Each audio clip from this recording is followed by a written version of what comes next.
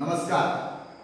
आज बीड जिल्हा मुख्यमंत्री युवा कार्य प्रशिक्षणार्थी सहाय्यक संघटनेची विश्रामगृह बीड येथे बैठक झाली आणि या बैठकीमध्ये 2026 च्या होणाऱ्या मराठवाडा पदवीधर मतदारसंघातील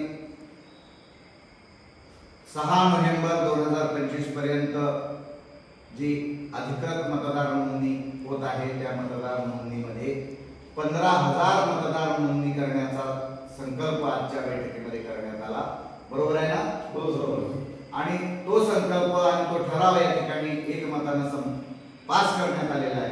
हा व्हिडिओ पाहणाऱ्या बीड जिल्ह्यातील सर्व तालुक्यातील 11 तालुक्यातील मुख्यमंत्री युवा कार्य प्रशिक्षणार्थी बांधवांना मी बालाजी पाटील चाकूरकर आवाहन करतो की आपण आपल्या बीड जिल्ह्यामध्ये 15 ते 20,000 पदवीधर मतदारांची नोंद करून ऑफलाईन ऑनलाईन अशा प्रकारची नोंद करून आपला दबाव गट या मराठवाड्यामध्ये निर्माण करण्यासाठी सज्ज व्हा आणि आपण आपल्या भागातील आपल्या गावातील आपल्या 2 किलोमीटरच्या परिघातील जेवढे निवृत्त